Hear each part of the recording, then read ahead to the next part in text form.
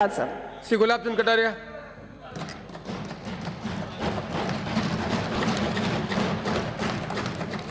अध्यक्ष महोदय, जितने भाषण माननीय सदस्यों ने दिए, मैं ये नहीं समझ पाया कि कौन सी लाइन में आप जिस बात का विरोध कर रहे हैं वो इस बिल में जो केंद्र ने पेश किया उसमें लिखा हुआ है। कृपा करके आप में से कोई भी वो लाइन पर मार्क कर दें कि इस लाइन से ये अर्थ निकल रहा है जिसमें अंबानी और अडानी आ रहा है। मैं नहीं समझ पाया कि क्या मतलब हमारे दिल और दिमाग पर केवल जो पब्लिकली भाषणों में आता है उसी को यहाँ आधार बना के दे। मैं विनम्र प्रार्थना करता हूँ, मैं जब से राजनीति में आया हूँ मैं हमेशा एक बात बोलता हूँ कि केवल और केवल एक हिंदुस्तान में एक किसान है जो बाजार में नीलाम होता है 70 साल की आज़ादी के बाद। ये बटन बनाने वाला अपनी बटन की कीमत तय करता है, पेन बनाने वाला पेन की कीमत करता है, साबुन बनाने वाला साबुन की कीमत तय करता है, जूते बनाने वाला जूते की कीमत तय करता है। हर आदमी हिंदुस्तान में अपने द्वारा बनाए हुए सामान की कीमत तय करता है, लेकिन भगवान के लिए जिसको अन्नदाता कहकर सम्मानित करते हैं वो अन्नदाता 70 साल के बाद भी आपके मेरे सबके इस लोकतंत्र में रहने के बाद 15-16 सरकारें बनाने के बाद भी बाजार में नीलाम हो रहा था कि नहीं हो रहा था। ये देश के प्रधानमंत्री को पहली बार इस बात के लिए कारण क्या है कि जब नीलामी का वहाँ ढेर लगा है ना, तो ढेर में जो बोली बोलती वही है। वो घर से सोच के जाता है क्या कि मुझे घर से वापस लौटूंगा तो इस ट्रक का या मेरी इस गाड़ी का जो सामान उतरेगा उसकी कीमत कितनी होगी। मैं सोचता हूँ कि इसको केवल यूँ हिलाने से नहीं चलेगा। मैं आपसे अध्यक्ष जी विनम्र निवेदन करता हूँ, ये जो कानून बनाया ना वो कोई मोदी जी ने एक दिन में सपना नहीं आया कि उन्होंने आते ही कानून बना दिया। दुर्भाग्य हमारा और देश का कि देश के नेताओं ने जब से लेकर के इसके बारे में सोचना शुरू किया तब से लेकर के आज दिन इसकी जो दुर्गति आप लोगों के कारण से बनी रही। मैं बहुत विनम्रता से कह रहा हूँ कि 18 नवंबर 2004 को स्वामीनाथन आयोग का गठन हुआ था। वो कार्यकाल किसका था? मनमोहन सिंह जी का था कि नहीं था? 2006 के अक्टूबर में उन्होंने अपनी पहली रिपोर्ट दे दी। उस समय राज किसका था? मनमोहन सिंह जी का था या नहीं था? उसे लागू करना या नहीं लागू करना ये किनका काम था? 4 से लेकर 14 तक सरकार में रहने के बाद जिस मेरे हिसाब से मैं इस सदन में जब से मेंबर हूँ, चाहे सदन में पक्ष में रहा विपक्ष में रहा, जो भी बोला वो स्वामीनाथन आयोग की रिपोर्ट लागू करो, स्वामीनाथन आयोग की रिपोर्ट लागू करो। अब आपने इस बिल को पढ़ा है जो केंद्र ने दिया है, उनमें यही सब बातें हैं कि नहीं? मैं आपको थोड़ा याद नहीं है तो याद दिलाता हूँ। पहला आपने देखा होगा ये जो आपका एमएसपी के उपार्जन का फायदा तत्काल मिल सके, वर्तमान में भी पंजाब मतलब जो पैसा वो जो सामान बेच के आता है मंडी में उसका उसे तुरंत पैसा मिल जाए, इसके बारे में व्यवस्था करने के लिए उनका सुझाव था। और उनका ये कहना है जो आज भी आप पता कर लेना, जो पंजाब में आपने बिल पास किया ना वहाँ आज भी मिनिमम सपोर्ट प्राइस पर खरीदा हुआ पैसा सरकार ने उस किसान के खाते में देने का अभी तक प्रोविज़न नहीं रखा है। पहले सरकार के खाते में आता है फिर उसके बाद में जाता है। पंजाब में किसानों के खाते में सीधा नहीं जाता। अनाज और व्यावसायिक फसलों पर अप्रत्यक्ष करों की प्रणाली को रिव्यू किया जाना चाहिए, यही रिव्यू किया, यही प्रस्ताव है। उसके बाद तीसरा है उनका अनिवार्य मंडी टैक्स। भगवान के लिए बिल को पढ़ो। मेरा पहले दिन भी जो मैंने कमिटमेंट किया था, मंत्री जी चाहे आप हो, आप 3 मंत्री तो बोले हो, मैं ईमानदारी से मैं कोई गलत बात नहीं कर रहा हूँ, पर किसी ने भी इसको पढ़ने की कोशिश नहीं की कि जिन बातों को लेकर के इस बिल की रचना की है वो आपके शासनकाल में 2004 से लेकर के प्रारंभ हुई, जो अब तक चल रही, जिसको मैं आपके सामने रख रहा हूँ। यह है ना, अनिवार्य मंडी टैक्स नहीं लिया जाना चाहिए बल्कि मंडियों में उपलब्ध अधोसंरचना के इस्तेमाल पर सर्विस चार्ज लिया जाना चाहिए। ये स्वामीनाथन कमेटी की रिपोर्ट थी। एक राष्ट्र राष्ट्रीय बाजार होना चाहिए, ये इस बिल में है कि नहीं है, ये तीनों जो केंद्र ने पेश किए। संविदा खेती के माध्यम से मार्केट लिंकेज स्थापित किए जाने चाहिए। ये संविदा खेती का उस स्वामीनाथन आयोग की रिपोर्ट में है कि नहीं। मैं सोचता हूँ कि किसानों के हित के लिए जिस शरद जोशी ने जिंदगी भर तक आंदोलन किया और श्वेतकारी संगठन के माध्यम से उसने इस बात को बराबर रखने का प्रयास किया, उसका जो भाव है वो मैं आपको पढ़ रहा हूँ। ये जो आपने किसान व्यापारियों के एकाधिकार पर निर्भर है एवं एपीएमसी एक्ट मतलब मंडी एक्ट इसका मुख्य कारण है। हम अपने किसानों को अंतर्राष्ट्रीय स्तर पर प्रतिस्पर्धा के लिए कर रहे हैं, जबकि यह मंडी सिस्टम की जंजीरों में बंधा हुआ है। ये उसकी रिपोर्ट है। उसकी रिपोर्ट को ध्यान में रख करके ये कानून जो है ना अभी बनाया, उसको ध्यान में रख के। शरद जोशी जी नहीं, अगर इजाजत मांग रहा हूँ ना, इजाजत मांग रहा हूँ। शरद जोशी जी, माननीय मंत्री जी पहले प्लीज। माननीय मंत्री जी बैठो एक मिनट। माननीय सदस्य ने यील्ड नहीं किया। पार्लियामेंट्री डेमोक्रेसी में कुछ बात समझे ना प्लीज मैंने आई सेड ना, आप प्लीज अंडरस्टैंड इट। डोंट, जब माननीय प्रतिपक्ष के नेता बोल रहे हैं यील्ड नहीं किया है तो हम गलत परंपरा डालें। माननीय लीडर ऑफ ऑपोजिशन प्लीज। अध्यक्ष महोदय, 9 अप्रैल 1905 को जो दिल्ली में एग्रीकल्चर मीट हुई, उस मीट में स्वयं देश के प्रधानमंत्री उपस्थित थे। उनका भाषण जो रिकॉर्ड पर है वो मैं आपको पढ़ के बता रहा हूँ। कृषि उत्पादों को के लिए हमें पूरे देश को एक कॉमन तथा सिंगल मार्केट बनाना है। एक सिंगल मार्केट बनाना है।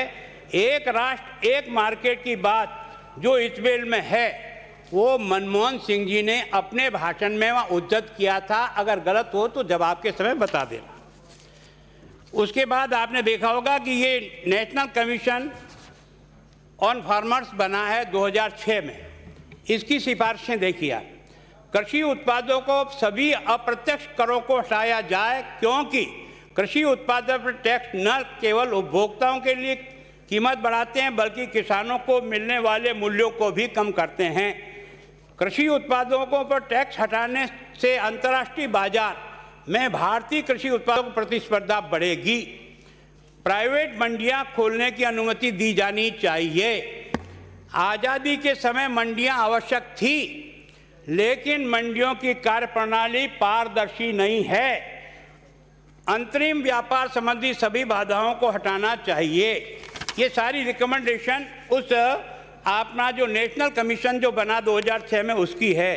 संविदा खेती भारतीय खेती के लिए महत्वपूर्ण है, जिसे प्राथमिक क्षेत्र में निवेश बढ़ाना और उत्पादन का बढ़ाना आवश्यक होगा। उसके बाद ये यूपीए का आपकी सरकार के समय, यानी ये जो आपने जो यूपीए सरकार के समय, यूपीए सरकार ने 2007 में मॉडल एपीएमसी नियम तैयार किए थे एवं उन्हें राज्यों में लागू करने के लिए कहा, जिसमें निजी मंडियों की स्थापना, प्रत्यक्ष विपणन, संविदा खेती, एक स्थान पर एक मंडी शुल्क, एकीकृत व्यापार लाइसेंस, ई मार्केट शामिल है। संविदा खेती हेतु कांग्रेस शासनकाल में इन राज्यों में एमपीएफसी ये जो अधिनियम है मार्केटिंग वाला अंतर्गत प्रावधान किए गए हैं।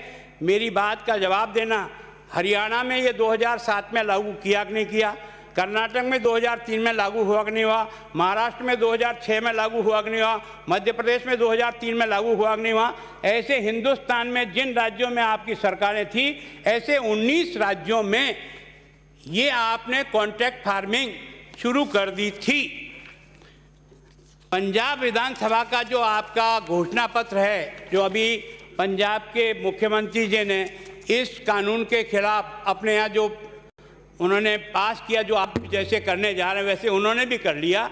उन्होंने अपने घोषणा पत्र में पंजाब विधानसभा चुनाव 2017 कांग्रेस के घोषणा पत्र, मैं इसमें सब नहीं पढ़ रहा हूँ, ये जो आपका मंडी एक्ट को अपडेट किया जाएगा ताकि किसानों को राष्ट्रीय और अंतर्राष्ट्रीय मार्केट की उपलब्धता मिल सके।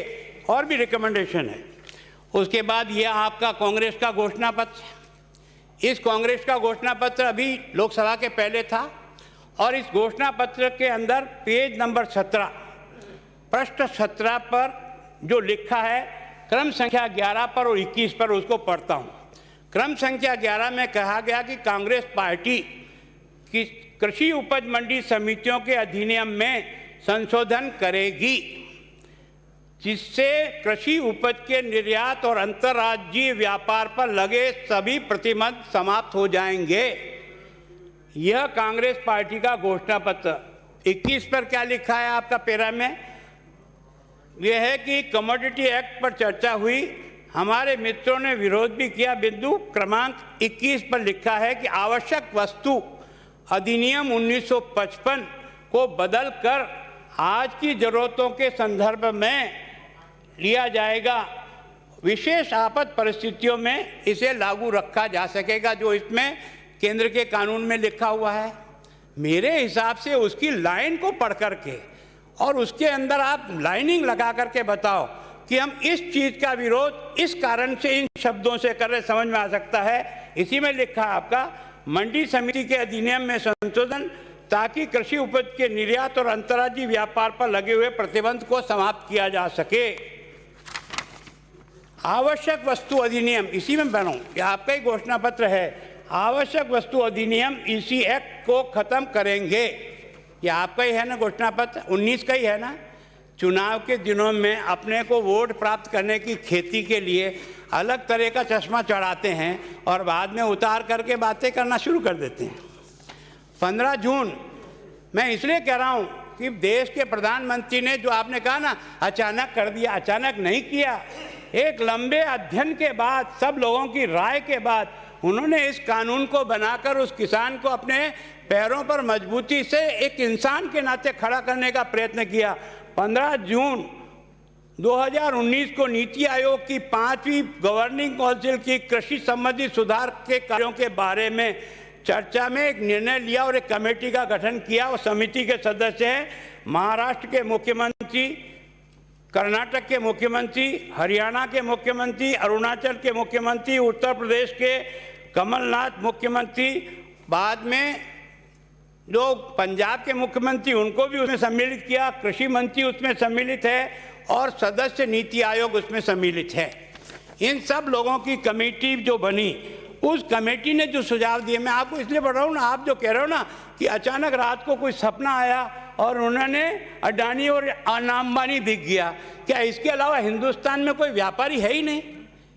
एक ही ये इस बिल में नाम लिखा हुआ था अडानी का, अंबानी का, केवल हमारे नेता ने बोल दिया, हमने बोल दिया। अरे भले आदमी कम से कम वो बोलो जो कुछ हो। इसमें सुझाव दिया, मैं आपको बता रहा हूँ, मैं आपको हर चीज़ के अपने तथ्य दे रहा हूँ, आपको जो जवाब देना आप दीजिए, मुझे कोई एतराज़ नहीं। इस समिति का सुझाव था ये एपीएमसी एक्ट की अपनाना चाहिए मॉडल, मंडी यार्ड की सीमा के भीतर एपीएमसी की शक्तियों को सीमित करना चाहिए। पूरे राज्य में मंडी की एकल बुंदियों लेवी होनी चाहिए। कृषि के लिए संविदा खेती और सेवा संविदा पर प्रावधान करने के लिए विधान बना जी। इसमें भी लिखा संविदा खेती अधिनियम की सेवाओं को शामिल किया जाए। इसी एक्ट में केवल असाधारण परिस्थिति में जरूरी वस्तुओं की आपूर्ति करने के लिए प्रावधान रखना चाहिए। ये आपका कब बना? 19 में। और उसमें आपके कमलनाथ जी मध्य प्रदेश के मुख्यमंत्री हैं, पंजाब का अमरिंदर सिंह जी उसमें मंत्री हैं, उन सब की उपस्थिति में बना। मैं इसलिए कहता हूं कि ये जो कानून बना है ना, इन सब बैकग्राउंड को ध्यान में रखते हुए कि वास्तव में प्रारंभ से लेकर के जिन सरकार ने जब भी इसमें कुछ हुआ, इन सब सुधारों को करने के लिए क्या, इसलिए ये तीनों एक्ट लेकर के केंद्र में आए। अभी आपने इसमें काम बदला क्या किया है? लगभग वही है, कृषि का उत्पादन, व्यापार और वाणिज्य संवर्धन और सरलीकरण अध्यादेश, ये केंद्र का है। आपने क्या किया? इसमें राजस्थान संशोधन विधेयक कर दिया है, वही है ना, उसकी मंशा तो वही है। उस मंशा में आपने कुछ बदल करने क्या, मैं आगे आपको बताऊंगा। अध्यादेश में लागू हो जाने के किसानों के लिए एक सुगम और मुक्त माहौल तैयार हो सकेगा, जिससे उन्हें अपनी सुविधा के हिसाब से कृषि उत्पाद खरीदने और बेचने की आज़ादी होगी। ये इसमें है कि आप चाहो जो खरीदो, चाहो जहाँ बेचो, इसका है। अध्यादेश में राज्य के भीतर और बाहर दोनों ही जगह पर ऐसे बाजारों को बाहर की कृषि उत्पादों का उन्मुक्त व्यापार सुगम हो जाएगा जो राज्यों के कृषि उत्पादन विपणन समिति अधिनियम के तहत अधिसूचित है। ये सारे बिंदु इन्होंने इसमें से डाला है। ये जो आपका दूसरा है वो भी लगभग आपने राजस्थान संशोधन करके इसमें जो आश्वासन और जो मूल्य संवर्धन के बारे में है उस एक्ट में भी आपने केवल संशोधन में इसको राजस्थान संशोधन विधेयक के नाम से रख के दिया, उसमें भी कॉन्ट्रैक्ट खेती का है। फिर आपका ये जो तीसरा है आवश्यक वस्तु संशोधन अध्यादेश, उसमें भी आपने आवश्यक वस्तु विशेष उपबंध और राजस्थान संशोधन विधेयक 2020 ये आपने इनकी तरफ से लेकर के आए। अब एक सवाल खड़ा किया कि ये केंद्र सरकार को कानून बनाने का अधिकार नहीं है। मैं सोचता हूँ हम सब कानून को थोड़ा बहुत तो जानते हैं। 3 प्रकार से जो स्टेट बना सकता है वो स्टेट बनाए, जो केंद्र बना सकती है वो केंद्र बनाए, और जो संवर्धित सूची में जिसमें केंद्र भी बना सकता है और राज्य भी बना सकता है वही कानून है। अब ये जो आपका जो संघ बनाता, केंद्र बनाता है, इसकी प्रविष्टि 42 अंतर्राज्यीय व्यापार और वाणिज्य। मुझे ये बता दो कि मैं अपना माल गुजरात ले जाना चाहता हूँ, ये कानून आप राजस्थान वाले बना सकते हो क्या कि तुम हैदराबाद ले जाके बेच देना? इसका अधिकार है? इसका अधिकार जब हम एक राज्य से दूसरे राज्य के बीच में व्यापार करेंगे तो वो केंद्र के प्रयोग में आता है और इसलिए बात करते हैं। और आपने देखा कि ये जो राज्य सूची है उसमें प्रविष्ट 14 कृषि, इसमें कोई दो राय नहीं, कृषि केवल राज्य का विषय है और कृषि पर जिस प्रकार का भी आपको कानून बनाना आपके अधिकार में है उसमें आपने प्रविष्टि 14 में है, 28 में है, 26 में है, इन सब में आपको अधिकार है। ये जो समवर्ती सूची का तीसरा भाग है इसमें आपको प्रविष्टि 33, इसमें खाद्य पदार्थों या जिनके अंतर्गत खाद्य तिलहन और तेल है, पशुओं के चारे और उनके अंतर्गत खली और अन्य सारगत चारे है, इसका आपको केंद्र की सूची में है।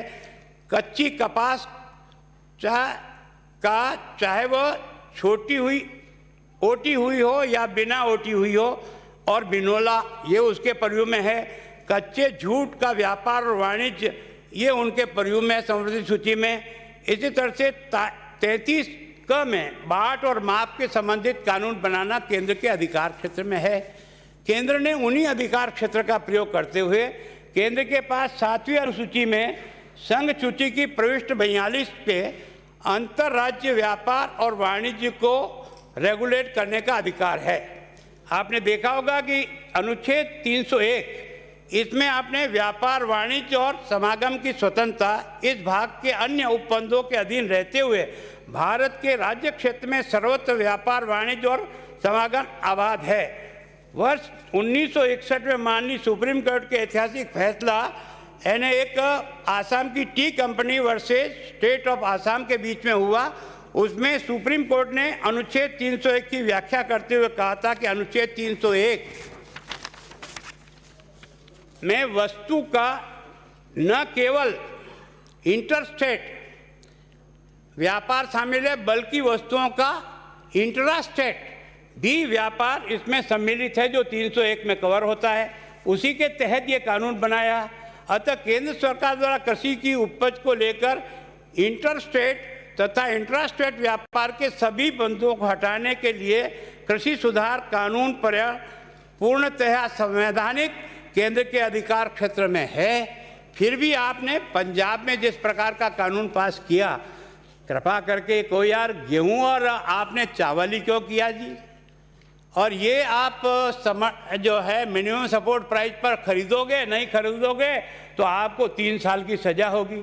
अगर आप किसानों के हितैषी हो तो 22 चीज़ें जो आपने आइटम बना रखा है जिसमें समर्थन मूल्य घोषित हुआ है, अगर बहादुर हो तो राजस्थान में अपने यहाँ जितनी केंद्र खरीदती है वो तो खरीदती है। आप भी तो कृषि के सारे अधिकार आपके पास है ना, तो 50 साल तक आप लोग कानून नहीं बना सकते थे। आप ये समर्थन मूल्य बनाने के लिए केंद्र के पास क्यों जाते हो जो कृषि आपका विषय है? तो फिर आपको केंद्र पर इंतजार क्यों करते हो आप कि वो आपको खरीदने का आदेश दें, उसके बाद आप खरीदो? क्यों? कुछ तो आप भी तो वजन उठा लो ना अपने अपने हिसाब से, ताकि थोड़ा बहुत तो कुछ कर सकें। फिर अध्यक्ष महोदय, इस कानून में ये परिवर्तन क्या करने जा रहे हैं? एक तो ये धारा 6 में परिवर्तन कर रहे हैं। धारा 6 में क्या? कृषि उपज के व्यापार के लिए बाजार फीस और लेवी में छूट होगी। केंद्र का कानून ये कहता है कि मंडी के अलावा आप कहीं भी जहां भी कोई आपको किसी प्रकार का टैक्स नहीं देना पड़ेगा। ये मंडी को उन्होंने टच नहीं किया है कि मंडी में भी ये छूट लेनी पड़ेगी। आप बिना बात के बात में उलझ रहे हो कि आपने मंडी को डिफंड कर दिया, मंडी को डिफंड कर दिया। मंडी को क्या डिफंड किया? मंडी के खिलाफ उन्होंने एक शब्द नहीं लिखा मंडी। तो आप क्या कर रहे हो? कृषि उपज के व्यापार के लिए व्यापारी और कॉरपोरेट समूह को राज्य सरकार द्वारा तय फीस, उपकर व प्रभार देना होगा जो कृषक कल्याण निधि में जमा होंगे। ये आपने बनाने का प्रयास किया। इसका मतलब मंडी के बाहर भी जो व्यापार होगा उस व्यापार को लगाकर आपने केंद्र के कानून को डिफंग करने का प्रयास किया है, जो आपकी पर्व्यू में नहीं आता है। आप गलत रास्ते से जा रहे हो और गलत रास्ते से जाने से आपको सफलता नहीं मिलेगी। केवल अपने नेताओं को यह जरूर दिखा सकोगे कि हमने आपकी बात की पैरवी कर दी, बाकी कानून में आपको यह अधिकार। फिर आप धारा 8 में बदल रहे हो। धारा 8 में केंद्र ने क्या बदला? सुलह बोर्ड समझौते को अंतिम रूप देगा। 30 दिन के समझौते में समाधान नहीं होने पर उपखंड अधिकारी विवाद का निस्तारण करेगा और कलेक्टर 30 दिन के अंदर अपील का निर्णय करेगा। निर्णय दोनों पक्षों के लिए बाध्यकारी होगा। आप क्या बदल रहे हो? राज्य कृषि उपज मंडी अधिनियम के तहत बनाए गए नियमों के तहत विवादों की समाधान की व्यवस्था। इसका मतलब सिविल कोर्ट के माध्यम से आप निपटाओगे। जो सिविल कोर्ट पहले तो पूरा बूढ़े हो जाते ना, तब तक भी खेती के फैसले नहीं हो पाते, उस सिविल कोर्ट को आप देने का अधिकार कर रहे हो। आप इसी तरह से धारा 15 में बदल कर रहे हो। न्यायालय में दखल का अधिकार नहीं। केंद्र ने कहा कि इसमें कोर्ट किसी प्रकार का दखल नहीं देगी। जो भी एसडीओ और एसडीओ के ऊपर अपीलेट अथॉरिटी वो करेगी, या जो समझौता समिति बनेगी नीचे, जिसमें किसान के भी आदमी होंगे और जिसने खरीदने वाला उसके भी लोग रहेंगे, वो बैठ के अगर समझौता कर लेते हैं तो उनको मान लेंगे। आप क्या कर रहे हो? सिविल न्यायालय में विवाद तय करने का अधिकार देंगे। तो पहले से ही तो वहाँ दफ्तर में इतनी फाइलें लगी हुई है, और डालना चाहो इसके लिए कानून लेके आए। फिर आप धारा 19 में 3 साल के भीतर कानून लागू करने के कठिनाई पर केंद्र को राजपत्र के जरिए संशोधन का अधिकार होगा। उसकी जगह आप क्या कर रहे हो? कानून लागू करने की कठिनाई होने पर राज्य को राजपत्र के जरिए संशोधन करने का अधिकार होगा। ये आप इसमें से बदल कर रहे हो। और राज्य में ये नए प्रावधान आप और डाल रहे हो, वो 16 में डाल रहे हो। राज्य की कृषि उपज मंडी अधिनियम के तहत बनाए गए नियम 5 जून 20 के पहले की तरह लागू। इसका मतलब केंद्र के बने हुए कागज को रद्दी की टोकरी में फेंक दो। यही हुआ ना? मतलब सीधा का सीधा यही मतलब हुआ कि 5 जून के पहले जो स्थिति थी उस स्थिति को आप बहाल कर रहे हो। भगवान के लिए कम से कम कानून को ठीक तरह से समझ के केवल और इसी तरह से 16 कृषकों का उत्पीड़न करने पर फर्म के भागीदार या कंपनी के निदेशक को 3 से लेकर 7 वर्ष तक की सजा और 5 लाख रुपया जुर्माना, समय पर माल नहीं उठाने पर, समय का भुगतान नहीं करने पर उत्पीड़न माना जाएगा। अब आप सोच लो कि ये आपका जो मिनिमम सपोर्ट प्राइस पर इसको माल खरीदना जैसा आप कानून में ला रहे हो, तो अगर वो नहीं खरीदेगा तो अरे वो खरीदेगा ही नहीं, सजा किसको दोगे? माल वही पड़ा रहेगा ना किसान के पास ही। कैसे व्यापार होगा? कैसे उसकी चीज बिकेगी? ऐसे ऐसे प्रोविजन ग में ला रहे हो आप। 16 में राज्य सरकार को निर्देश जारी करने का अधिकार होगा। तो मर्जी हो जो फरमान जारी कर दो, खुला हमारे से आप ठप्पा लगवा दो और फिर बाद में जो चाहो जो बना डालो, अधिकार होगा। फिर 18 क में राज्य सरकार को नियम बदलने का अधिकार होगा। हमारे से तो अंधे में छप्पी लगा रहे हो और बाद में जो चाहो सो करोगे, कर पाओगे क्या? इससे क्या होगा? आप सीधे के सीधे केंद्र और आपके कानून के बीच में टकराव लाने के लिए आपने ये रास्ता अख्तियार किया, जिस रास्ते में आप सफल नहीं होंगे। इसके कारण से आप एक तरह से इसका प्रभाव क्या होगा? यह सर्वविदित तथ्य है कि किसानों के हित को न देखते हुए केवल मंडी शुल्क वसूल करने वाले कड़े हुए नियमों के प्रतिस्पर्धा, उपज के परिवहन, पारदर्शिता, वांछित बिचौलियों वाली लंबी आपूर्ति श्रृंखला और सबसे महत्वपूर्ण बात भ्रष्टाचार की समस्या से संबंधित प्रत्येक प्रकार की बाधाएं उत्पन्न किए जाएंगे। इससे किसानों की उपज का दाम नहीं मिलेगा। आप ये क्यों ला रहे हो? ये जितने भाषण दिए ना जोर जोर से, ये सब मंडी मंडी मंडी मंडी दिमाग। अरे मंडी खत्म किसने की यार? मंडी तो आज भी सर्वाई कर रही, कल भी सर्वाई करेगा। इस कानून की लाइन में पढ़ करके निशान मार्क कर देना कि मंडी को इस कानून ने यहाँ प्रभावित किया। प्रभावित हो रहा है तो हमारे स्वयं के कारण से हो रहा। क्यों? क्योंकि हमने मंडी शुल्क इतना रख लिया है ना। मंडी शुल्क हिंदुस्तान में 2% से लेकर के 8.5% है। अब ये 8.5% किससे वसूल होता है? कोई व्यापारी देता है? आप और हम सब इतने साल की जिंदगी निकाली है, बावड़ी उस किसान से ही वसूल होता है। उससे वसूल होने वाले पैसे को आप इसे करो। यह भी सर्वविदित है कि बाजार शुल्क, कमीशन शुल्क और अन्य निहित शुल्क अप्रत्यक्ष रूप से किसानों से वसूल किए जाते हैं। इस प्रकार किसानों की आय पर प्रतिकूल प्रभाव पड़ेगा। मंडी शुल्क के अप्रवचन रोकने के लिए बहाने स्थान की मंडी तक सीमित करके, खरीदारी को लाइसेंसदारी होने तक सीमित करके किसानों को विकल्प, मतलब एक तरह से आपका जो कानून था वो केवल और केवल मंडी में ही व्यापार होगा, इसके लिए था। इन्होंने मंडी से बाहर को व्यापार को निकाला। अब आप सब तर्क दे रहे हो इतने लोग बेकार हो जाएंगे, इतने लोग, कितने लाइसेंसी है भैया मंडी में? आप सारी मंडियों का हिसाब लगाओगे तो कहीं 500 होगा, कहीं 300 होगा, कहीं 200 होगा। तो क्या उस एरिया में, उस जिले में व्यापारी इतने ही रहते हैं क्या? आपका व्यापार करने के लिए आपको अनिवार्यतः मंडी में आना पड़ेगा, और जो मंडी के बाहर व्यापार करेगा उसके ऊपर कभी भी कोई भी बारात उतारेगा कि नहीं उतारेगा? जो नहीं उतरता है वो तो चलता रहता है, कोई दिक्कत नहीं। पर जब ध्यान में आ जाता है और कोई इसका एक तरह से कानूनी प्राविधान करता है तो वो रोक सकता है आपको किसी भी तरह से। अब आप लोगों के मन में जो है ना, लगता है हम में से कोई भी खड़ा हो, प्रधानमंत्री ने कर दिया। मैं ईमानदारी से कह रहा हूँ, मुझे भी यहाँ 40 साल इस विधानसभा में चित्तौड़ से आया हूँ, लेकिन मैंने कई बार देखा और कई बार मैं बोला हूँ।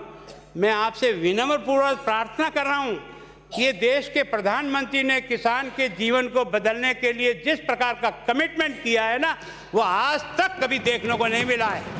मैं केवल भाषण से नहीं कह रहा हूँ, मैं तथ्यों से कह रहा हूँ।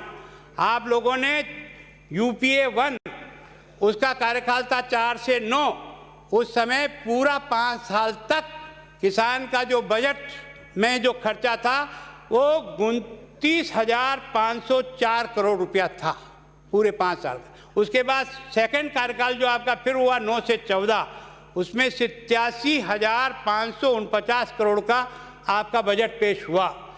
और NDA का जो पहला कार्यकाल था 5 साल का, उसमें 1,64,195, और उससे भी आगे बढ़िए। आँख को खोल रख करके चलो। केवल वोटों की खेती के पीछे भागोगे ना तो आपका और मेरा सौदा तो पड़ जाएगा, पर उस गरीब की लंगोटी 30 साल में नहीं हटी है ना, वो लंगोटी नहीं हटेगी, इसकी चिंता कर लेना। ये पहला प्रधानमंत्री है जो मैं आपको दावे के साथ कह रहा हूँ 19-20 के सालाना बजट में किसान के लिए 1,30,485 करोड़ रुपए का प्रावधान किया। 1,30,485 करोड़ रुपया। और ये जो दूसरा साल है ना, दूसरा साल 20-21 का, इस समय बजट जो रखा है वो 1,34,399 करोड़ रुपया। अगर उसके मन में किसान के प्रति हमदर्दी नहीं होती, उसके जीवन को देख करके उसमें सुधार करने की मंशा नहीं होती, तो क्या ये बजट रखता था? इस व्यक्ति ने प्रयास किया है, हम लोग उसको खींचा लेदर करने का प्रयास कर रहे हैं। मैं सोचता हूं कि आपने ये जो कृषि इंफ्रास्ट्रक्चर में अभी जो आपने पैकेज घोषित किया 20 लाख का, उसमें 1 लाख करोड़ रुपया इंफ्रास्ट्रक्चर के लिए रखा कि नहीं रखा, और वो आज की तारीख में खर्च होना शुरू हुआ कि नहीं हुआ। ये जो किसान सम्मान निधि, अरे पहले आप और हम कर्जा माफ़ करेंगे, कर्जा माफ़ करेंगे, दुकानें इसी से चलाते रहे इतने दिन तक। लेकिन इस आदमी ने जिस ढंग से है ना सीधा किसान के खाते में पैसे पहुंचाकर इन बीच के बेईमानों को निकालने का अगर किसी ने प्रण किया, उसका नाम है नरेंद्र मोदी।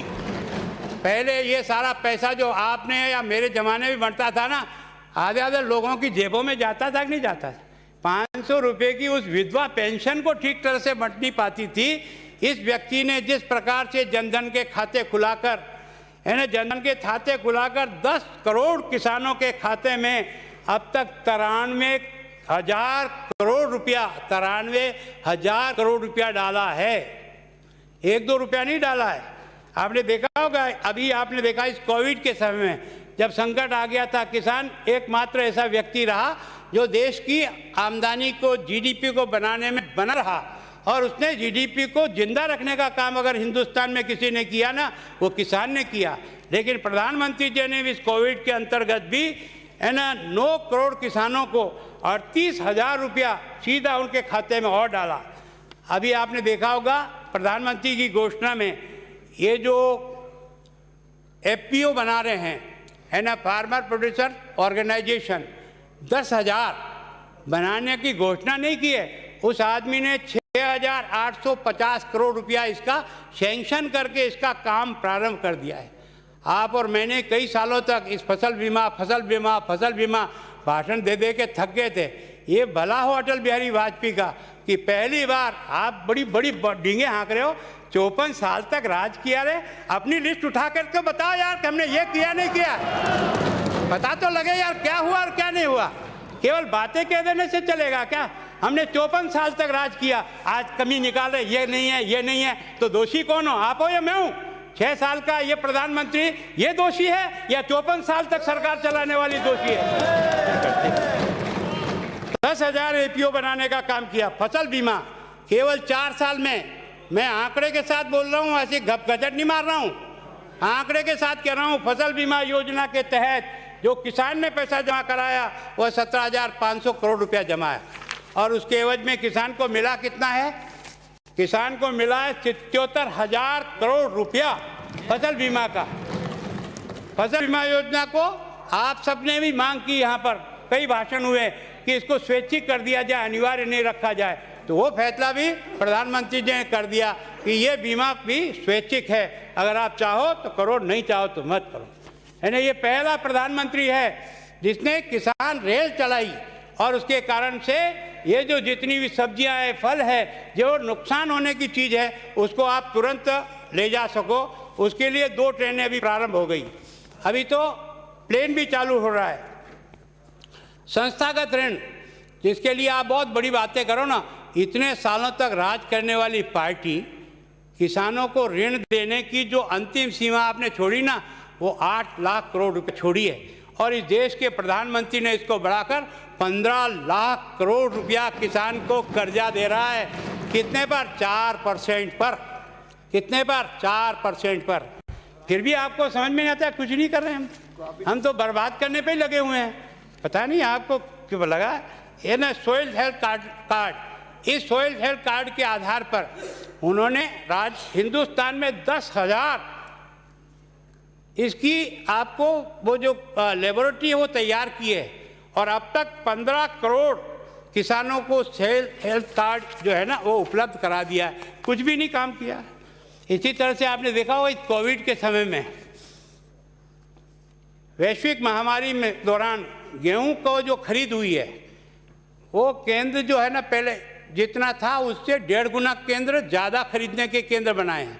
इसी तरह से दलहन और तिलहन के जो केंद्र स्थापित हैं वो पहले से 3 गुना ज़्यादा केंद्रों पर खरीद हुई है। बावजूद इस विश्व 390 लाख टन गेहूं खरीदा गया है। विगत वर्ष के लगभग ये 15% अधिक है।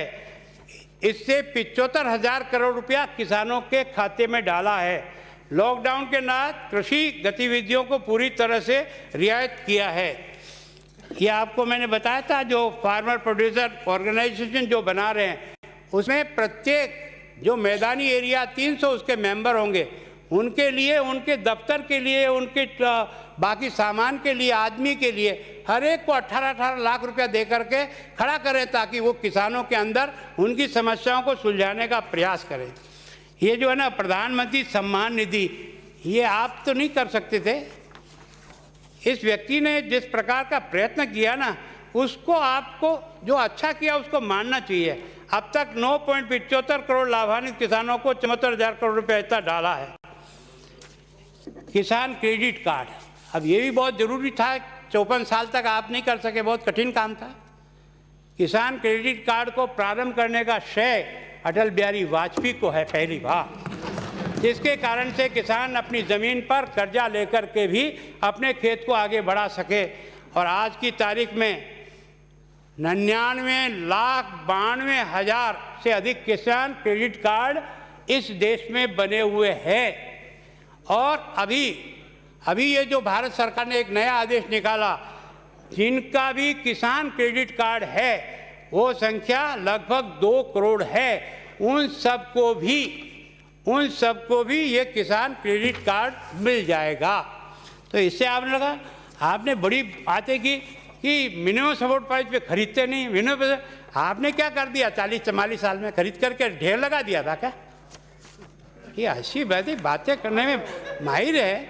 मैं आपको कहना चाहता हूँ, इस देश के प्रधानमंत्री ने ये जो स्वामीनाथन आयोग की रिपोर्ट को जितना खर्चा होता है उसका 1.5 गुना उसकी कम से कम सपोर्ट प्राइस हो, ये पहली बार किसी व्यक्ति ने आज दिन तक 2018 में इसको लागू करने का प्रयत्न किया।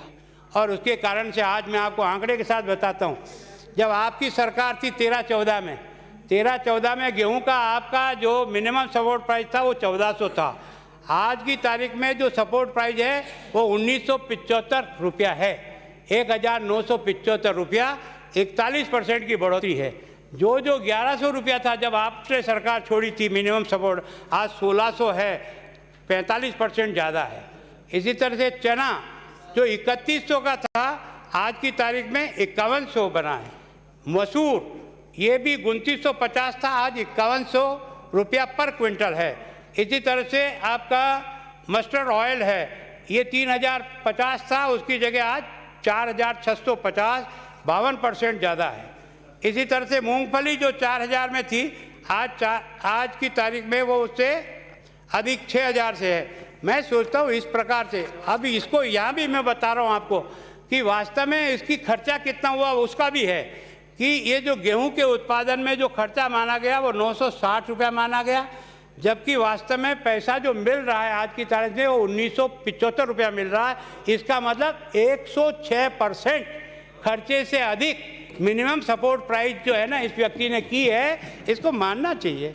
आपने देखा होगा इसके बाद जो में जो खर्चा आता है वो 971 रुपया आता है, आज उसका 1600 का भाव है। इसका मतलब 65% अधिक, 1.5 से भी ज़्यादा।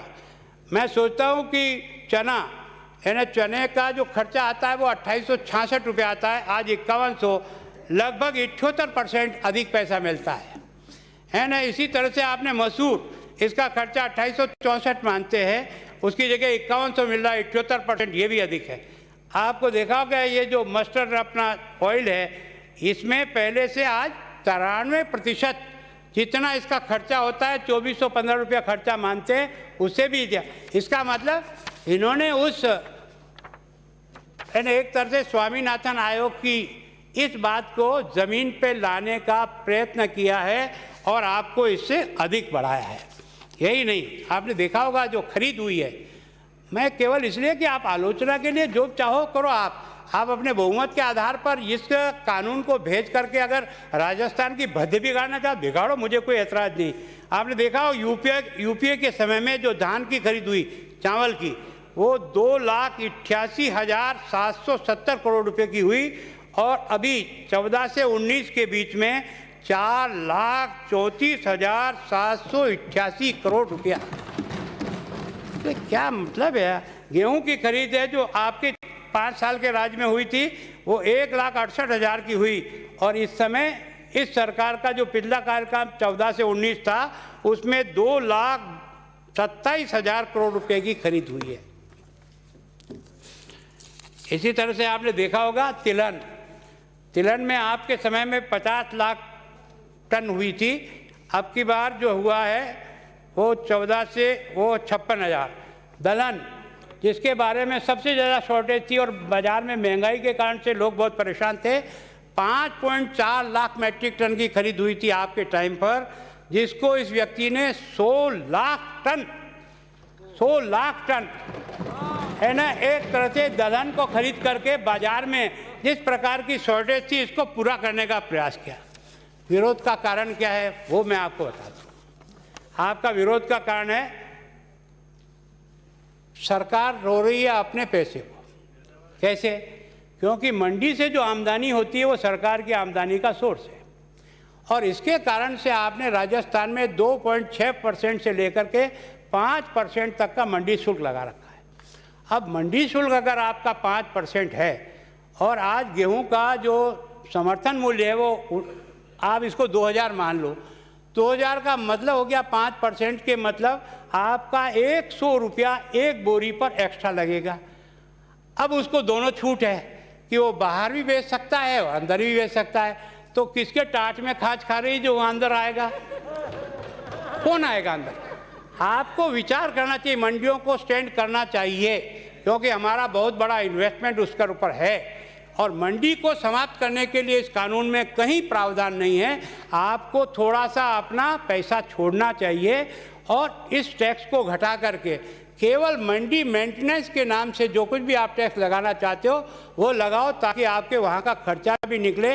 और इस मंडी में भी क्या चक्कर है, गुजरात की मंडी में कम पैसा लगता है, ऊंजा में जाएंगे तो नहीं हमारा, आप पंजाब में जाओगे 8.5% लगेगा, मध्य प्रदेश में जाओगे 3.5% लगेगा, हमारे यहाँ 5% लगेगा, तो हमारा व्यापार तो जाएगा ही जाएगा।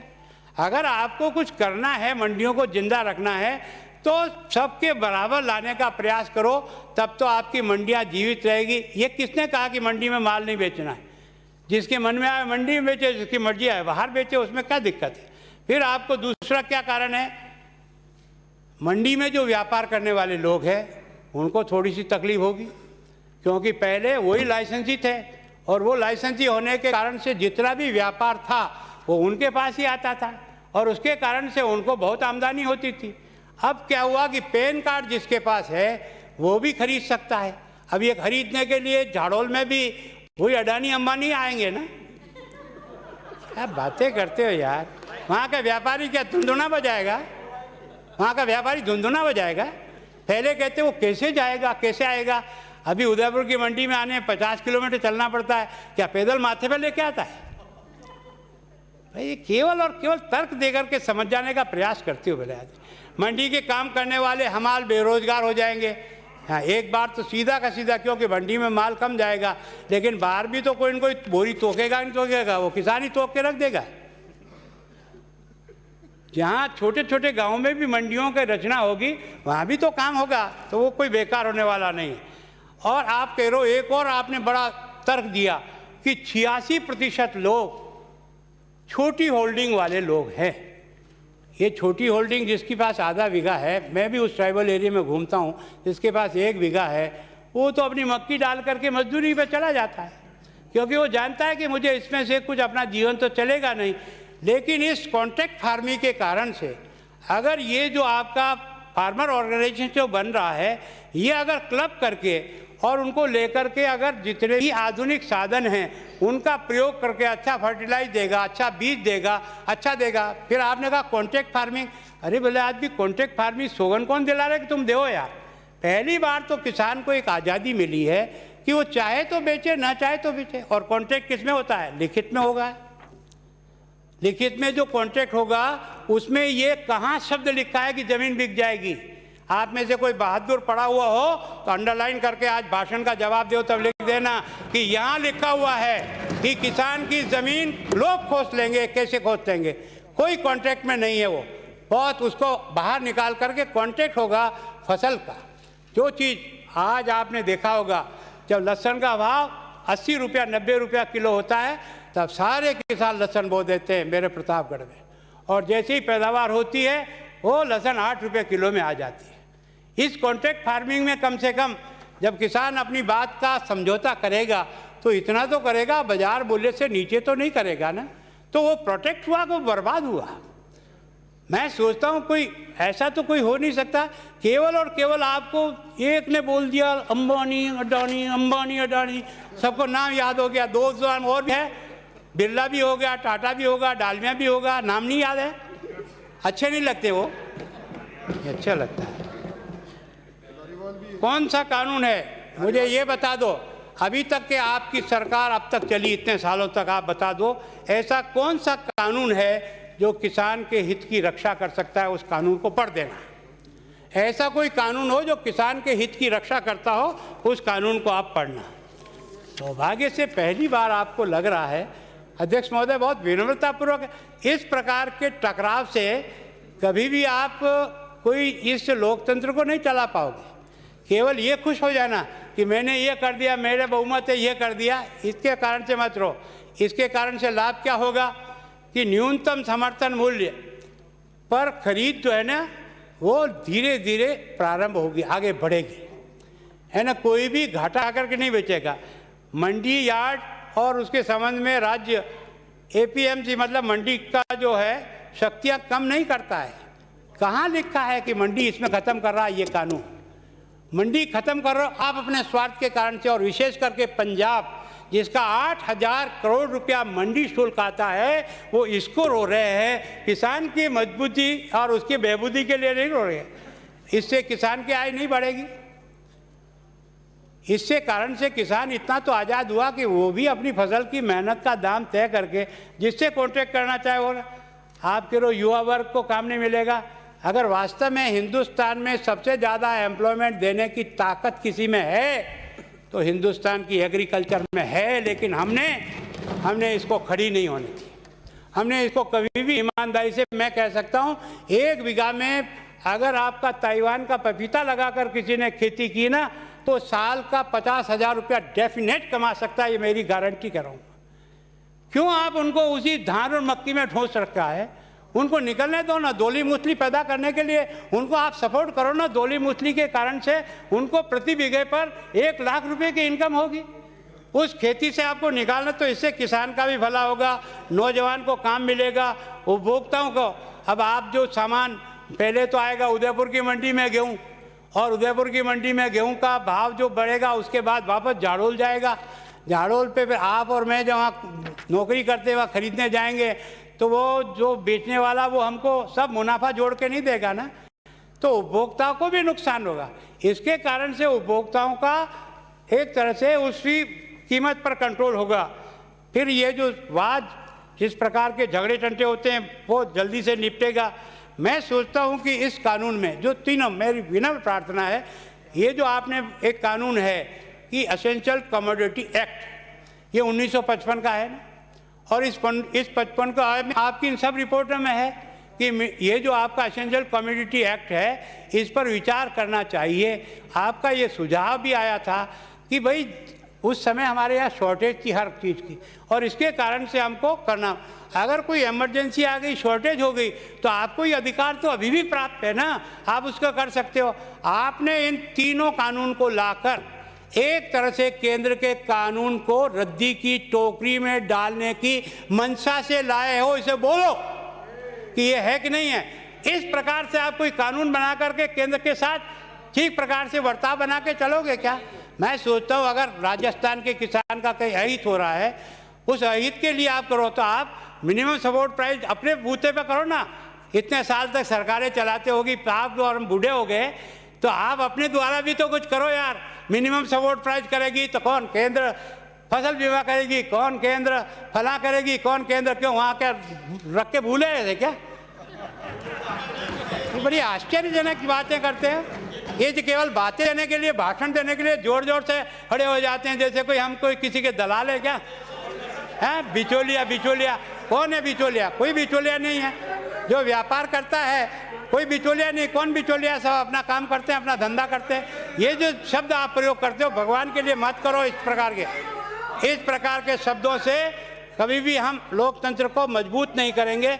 उस रास्ते से चलो जहाँ कहीं कमी हो उसको जरूर इंगित करो, उस लाइन को इंगित करो कि इस लाइन में ये एक किसान के खिलाफ है, ये राजस्थान के खिलाफ है, ये राजस्थान की मंडी के खिलाफ है, उस पर अंडरलाइन करके बोलो, तब तो हम मानेंगे। अध्यक्ष जी, आपने समय दिया, बहुत बहुत धन्यवाद। शांति कुमार धारीवाल।